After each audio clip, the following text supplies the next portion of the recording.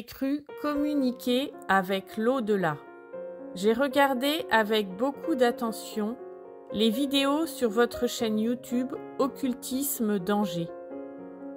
Je tenais à vous remercier d'avoir eu cette importante initiative de mettre en ligne des explications sur le danger que représente l'occultisme, d'autant plus que la mouvance New Age prend de plus en plus de place dans ce monde qui tourne le dos à Dieu. En espérant que vos vidéos éclaireront bon nombre d'âmes qui sont dans un égarement absolu, je vais vous raconter mon histoire. Je me présente. J'ai plus de 50 ans, divorcée, avec de grands enfants. Pendant toutes ces années, jusqu'en 2013, j'étais loin de l'Église, croyante mais pas pratiquante.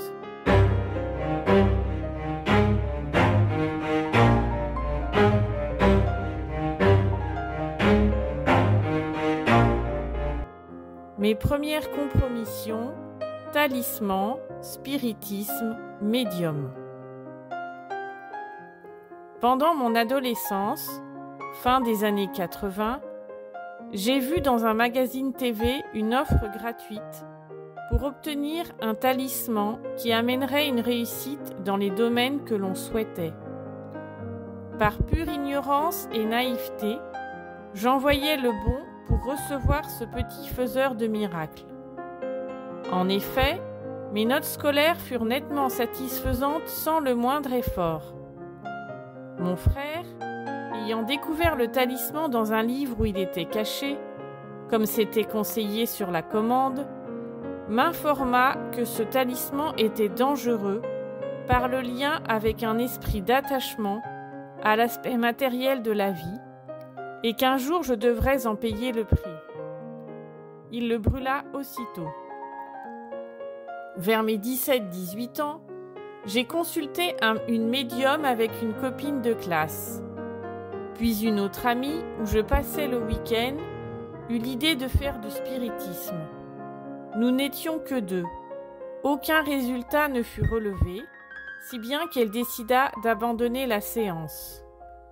Quelques mois après, je rencontrai le père de mes enfants. Pendant ces 8 années de mariage, uniquement à la mairie, j'ai continué à 2 reprises à consulter 2 médiums, car mon couple allait très mal.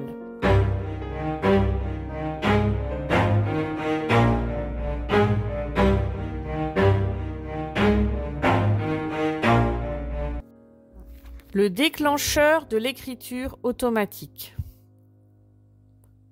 Le divorce eut lieu et tout se passait mal. Une amie me recommanda une médium qui, durant la consultation, me révéla que j'avais des capacités à faire de l'écriture automatique sans me donner aucune précision. Juste une bougie, un stylo et une feuille et se laisser guider.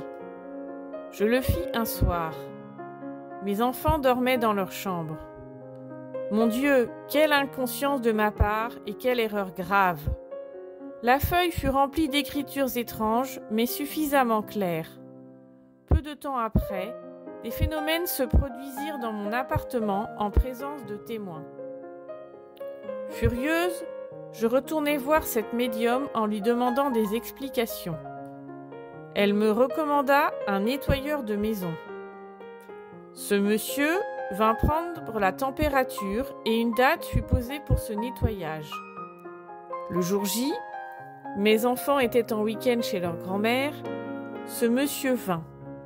Mais avant son arrivée, ce soir-là, des phénomènes assez effrayants eurent lieu et une présence derrière moi se fit ressentir alors que j'étais à la fenêtre à l'attendre. Il arriva avec retard en me révélant que quelque chose l'avait empêché de venir. Enfin, le nettoyage commença. Il fit un cercle avec des symboles dans chaque pièce, en nous y mettant tous les deux, et en faisant une prière à l'archange Gabriel. Je ne compris pas pourquoi il ne pria pas Saint Michel, suite à quoi il me dit que le démon était parti.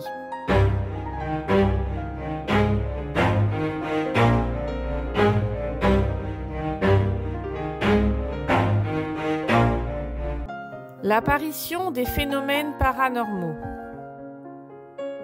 J'eus quelques années plus tard d'autres phénomènes. Des bruits qui n'avaient rien à voir avec les bruits des voisins.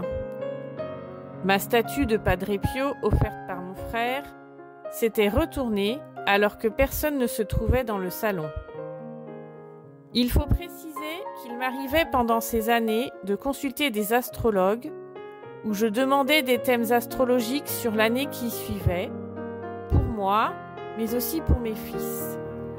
Des médiums et même faire tirer les cartes à des amis et à mes fils adolescents. J'ignorais totalement que des démons étaient à l'œuvre dans ces réponses. Je croyais que c'était des défunts de notre famille qui nous donnaient des informations. Comme je le regrette, car j'ai permis ces liens occultes avec mes fils. Il m'arrivait parfois d'entendre une voix dans mon oreille, m'annonçant la grossesse d'une femme se trouvant dans la même pièce que moi. Ou bien encore, sur mon lieu de travail, une petite voix en esprit m'informait qu'un ancien collègue que je n'avais pas vu depuis quelques années me rendrait visite. Ce qui fut le cas l'après-midi même. Il m'arrivait également de faire des rêves prémonitoires qui furent assez édifiants, je l'avoue. Ma situation sentimentale fut catastrophique durant toutes ces années, échec sur échec, déception sur déception.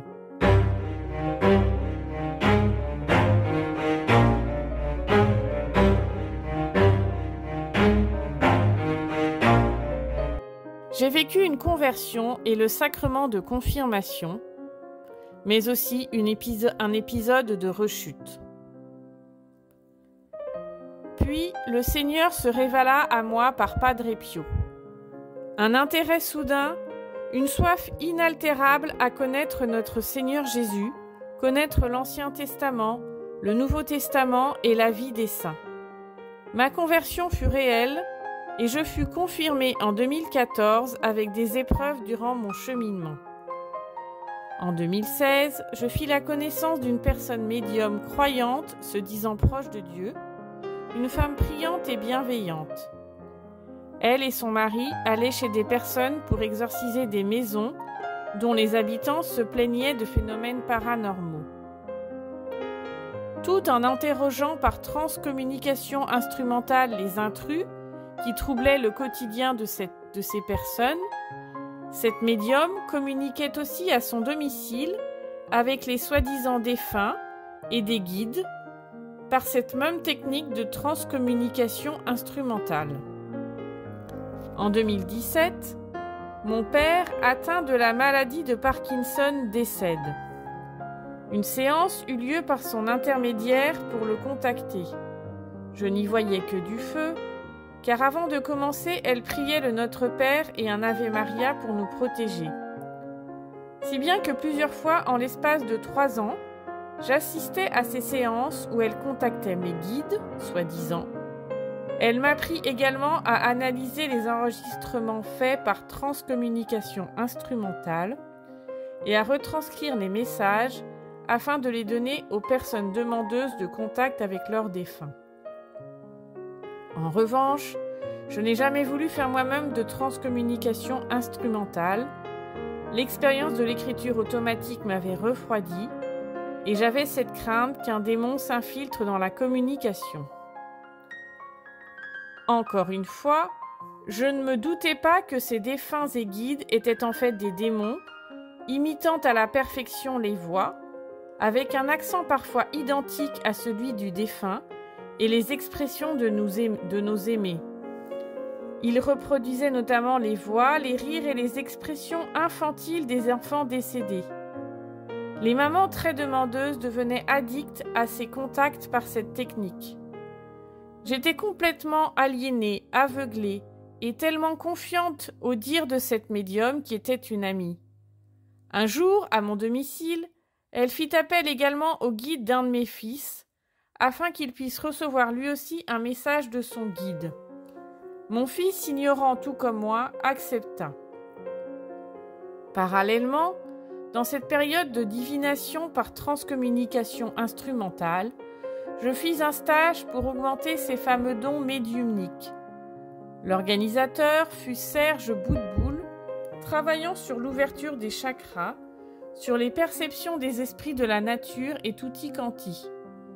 Il travaillait aussi par l'imposition des mains sur le petit groupe de 4 que nous formions. Nous étions en tout 40 participants à ce stage, dans le but d'apprendre à ôter la douleur, car tout était question d'énergie pour eux. Mais cela ne suffisait pas. Il fallait que j'aille plus loin dans la communication. Je participais donc à 2 séances à 8 mois d'intervalle de transcommunication hypnotique, TCH, avec Jean-Jacques Charbonnier. Je peux dire que mon aliénation était complète. J'étais totalement enlisée dans cet univers ténébreux, dont je ne soupçonnais en rien les effets, ni les liens réels entre eux et moi. Jusqu'au jour où une recommandation pressante et insensée de mon soi-disant guide, une parole, m'amena à une interrogation sur sa nature même. Il me dit ceci: la vie c'est prendre des risques, tu dois quitter ton travail. Si je l'avais écouté, je me serais retrouvée dans une grande difficulté professionnelle et de surcroît financière. Avant mon retour à la réalité, l'Esprit Saint avait éveillé mon attention sur des contractions, des confusions et des aberrations chez ces personnes et dans leurs pratiques et croyances. Elles aimaient Dieu, mais refusaient tous les sacrements de l'Église catholique. Les messes étaient inutiles, tout comme la confession. Prier et demander pardon chez soi suffisait. Cette non-reconnaissance de notre Seigneur Jésus dans ses enseignements et sa douloureuse passion ne relevait pas d'un point central de leur foi et de leur vie spirituelle. Leur Église, comme ils l'appelaient, n'était qu'une vitrine de la véritable secte à laquelle ils appartenaient, dont ils spécifiaient de façon mensongère qu'elle était tolérée par le pape François.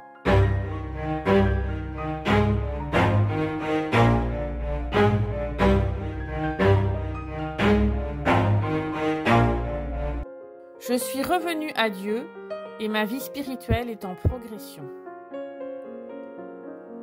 Notre Seigneur Jésus, toujours présent et miséricordieux, me récupéra une fois encore en mettant sur ma route un passage d'une vidéo du Père Verlinde où je compris comme une évidence que je m'étais fait avoir en beauté, ou par malheur, dupé par cet ami qui faisait partie en fait d'une secte christique ésotérique à fond dans le New Age.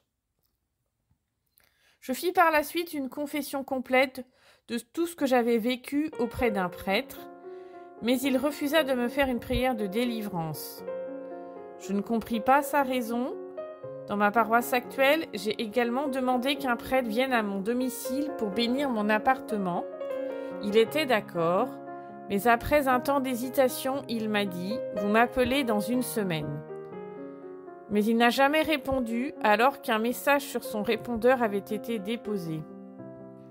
Lorsque je le revis, il me dit qu'il n'avait pas reçu mon appel. J'avais donc bien compris qu'il n'était pas enclin à bénir ma maison. Alors j'ai demandé à un autre prêtre, mais j'ai l'impression qu'il y a une résistance de sa part. Je commence à croire qu'il y a une force qui s'oppose à cette bénédiction, car visiblement c'est très compliqué. Je vais à la messe tous les dimanches et je communie, puis à l'adoration chaque jeudi. Il m'arrive d'aller prier devant le Saint-Sacrement le dimanche après-midi. J'essaie de me confesser au moins une fois tous les 2-3 mois. Je récite mon chapelet tous les soirs avec une communauté fraternelle catholique et le rosaire complet en 1 fois, chaque premier mardi du mois avec cette même communauté, puis des neuvaines à l'Esprit Saint, à Saint-Joseph, à Marie qui défait les nœuds.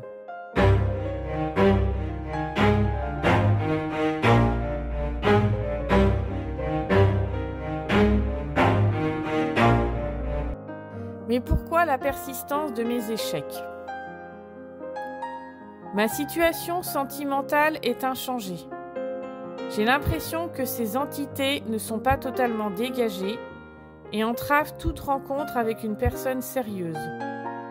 J'ai oublié d'ajouter que pendant cette période de transcommunication instrumentale, en 2018, j'avais rencontré un homme qui se révéla dangereux, psychotique. Il avait demandé à un de ses amis, tout aussi psychotique que lui, de mettre dans le congélateur 2 papiers avec mon prénom et celui d'un de mes amis, une amitié ancienne de 30 ans, afin de détruire cette relation amicale. Il m'avait également avoué qu'il avait consulté une médium portugaise qui faisait de la magie, noire et blanche. Elle lui avait parlé de moi lors d'une séance. Connaissant la jalousie maladive de cet homme, j'ai supposé qu'il avait demandé à cette médium un travail occulte sur moi. Il possédait des affaires personnelles que j'avais oubliées chez lui. Je ne les avais jamais récupérées, car je ne voulais pas me rejeter dans la gueule du loup. Je ne veux pas tomber dans la paranoïa, mais au vu de ce vécu lourd dans le culte, je m'interroge sur le fait de cette continuité, de cette persistance de mes échecs. Puis, certains cauchemars que l'un de mes fils a fait, dont un en particulier où il a rêvé qu'un démon voulait l'attraper, sa peur l'avait fait sortir de son sommeil, mais il avait l'impression de le voir toujours une fois les yeux ouverts. Cela m'inquiète et je prie continuellement pour leur conversion. Pardon pour ce récit extrêmement long. Je vous remercie grandement d'avoir pris le temps pour me lire. Que Dieu vous garde et vous protège dans votre ministère.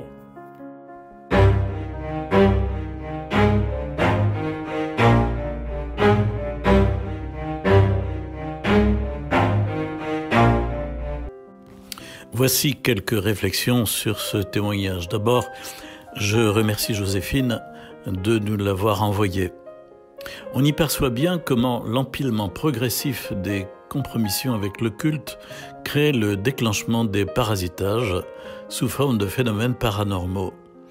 Certaines compromissions sont plus graves que d'autres et constituent directement un appel aux esprits, comme le spiritisme et l'écriture automatique. Tout cela mène à l'entrée dans la médiumnité et l'accessibilité aux suggestions directes faites par des esprits. Elle montre aussi clairement qu'une conversion vécue, provoquant un cheminement vers la réception du sacrement de confirmation, ne supprime pas une certaine fragilité qui s'est installée. Si l'on ne met pas en place un combat spirituel de prière quotidien, cette fragilité fait qu'on peut succomber aux sollicitations qui se présentent. Le monde de la médiumnité et de la divination exerce toujours un attrait vertigineux. De ce point de vue, la rencontre avec un prêtre exorciste pour couper les liens de médiumnité et aussi pour exprimer un engagement ferme à se détourner de l'occulte peut être nécessaire pour tourner la page. C'est l'étape suivante que Joséphine est en train de mettre en place au moment où elle envoie son témoignage. Ce qu'elle exprime à la fin, à savoir qu'elle se ressent encore captive et qu'il y a une persistance dans ses échecs, montre bien que cette étape est souvent nécessaire alors qu'on a mis en place un niveau élevé de vie de prière. C'est ce que nous lui souhaitons et ce pourquoi nous pouvons les uns et les autres prier, s'il vous plaît. La libération totale des errances auxquelles nous avons consenti dans le monde de l'occulte est un peu à l'image de celle que l'on recherche après le passage dans un groupe sectaire, ou du moins à travers des périodes d'emprise psychologique et mentale. Elle est progressive. Il faut être patient et persévérant.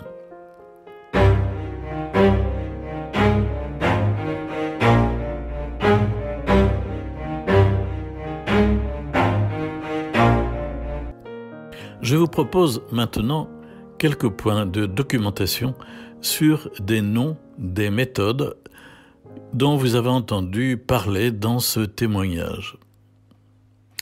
Tout d'abord, à propos de Serge Boutboul. Serge Boutboul fut élève et ami de Raymond Réan, l'un des plus célèbres clairvoyants français. Il exerce des techniques d'éveil par le biais de cours, séminaires, conférences, émissions de radio, vidéos, qui ont su sensibiliser un vaste public. Son petit refrain, son motto « Nous sommes des êtres spirituels, nous l'avons oublié ». Son site internet, sergeboutboul.com, fait découvrir un auteur prolifique. Des livres, des podcasts, audio, vidéo, vous n'aurez pas assez de votre vie pour faire le tour des thèmes traités. L'éveil psychique et spirituel, le cheminement spirituel authentique, la mission de vie, les protections énergétiques, l'ascension planétaire et la nouvelle Terre. Le développement des facultés psychiques et spirituelles, l'intuition, les protections psychiques, les formations pour apprendre à éveiller et déployer vos facultés psychiques et vos ressentis subtils. Comme souvent, le mélange entre l'ouverture à l'occulte, notamment à travers l'énergétique, et les étiquetages développement personnel est patent et évident dans cette liste. C'est un mélange toxique qui attire et vampirise les personnes en fragilité et en demande de sens. Il est tout aussi évident que c'est un vrai business.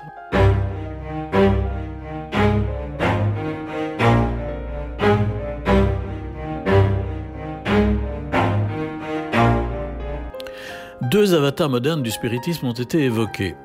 Comme souvent, le courant scientiste et celui du Nouvel Âge marchent ensemble pour donner un sérieux lifting aux réalités occultes qui datent des siècles précédents. Il faut bien évoluer avec son temps. Nous avons ainsi maintenant des moyens modernes de communication spirit. Tout d'abord la TCI, transcommunication instrumentale, qui est donnée comme moyen de voir et d'entendre des décédés, s'il vous plaît. La transcommunication instrumentale, nommée très couramment TCI, est une technique qui permet d'obtenir des renseignements de voix et d'images d'êtres morts. Il faut bien comprendre que c'est la personne qui recourt à la TCI qui sollicite la communication avec le monde des morts. La TCI est expérimentée, développée, étudiée à travers le monde depuis longtemps. Ce dont le but recherché et le matériel utilisé peut être auditive ou visuel, ou encore les deux à la fois. La TCI nécessite un enregistreur et un micro. Également, il est nécessaire d'avoir un fond sonore, radio par exemple, car c'est par le biais de ce son que les voix vont se manifester. En fait, elles vont modifier l'audio qui est en cours afin de communiquer avec les vivants. Ce son devient par conséquent l'instrument de communication qu'utilise l'esprit lorsque cela se passe à travers un médium, il devient alors lui-même l'instrument et on appelle cela l'incorporation médiumnique. Deuxièmement, la TCH, la transcommunication hypnotique. Pourquoi ne pas contacter nos défunts par l'hypnose ? Je cite ici Jean-Jacques Charbonnier, aussi incroyable que cela puisse paraître, et il ne serait désormais possible de rentrer en contact avec nos défunts en étant placé sous hypnose. Cette expérience inédite est d'un puissant réconfort quand on est dans la douleur d'un deuil et angoissé par la mort. Dans son nouvel ouvrage « Contacter nos défunts par l'hypnose », Jean-Jacques Charbonnier nous présente les résultats d'une étude sur plus d'1 millier de personnes qu'il a lui-même placées sous hypnose. Les ateliers de transcommunication hypnotique, TCH, qu'il propose ont connu un succès sans précédent. On peut ajouter qu'il existe bien d'autres thérapies spirites, une façon de revisiter les thérapies alternatives à l'aune du spiritisme, ainsi dans le site thérapie-spirit.com. L'hypnose, le magnétisme, la radiesthésie, la psychokinèse, la psychométrie, la clairvoyance, la protogenèse, la phytothérapie, la télépsychie, le sommeil magnétique, l'art-thérapie, la médiumnité thérapeutique. Je cite, recevant les enseignements de médecins, de chercheurs de l'au-delà qui se manifestent depuis plus de 40 années par des médiums d'une rare réceptivité, ces réponses précises sur l'origine, le processus, le traitement des maladies, la définition de certaines thérapeutiques n'auraient jamais pu voir le jour. Un site patronné par le cercle spirit Allan Kardec. Et il existe sûrement encore bien des variantes. Je pense à cette reconstitution qui pose de redoutables questions éthiques concernant le deuil. Reconstitution qui s'appelle « Réalité virtuelle ». Une mère retrouve et touche sa fille décédée en 2016. J'ai fait le rêve éveillé que j'ai toujours souhaité. Une reconstitution en 3D virtuelle où la mère possède un casque de réalité virtuelle.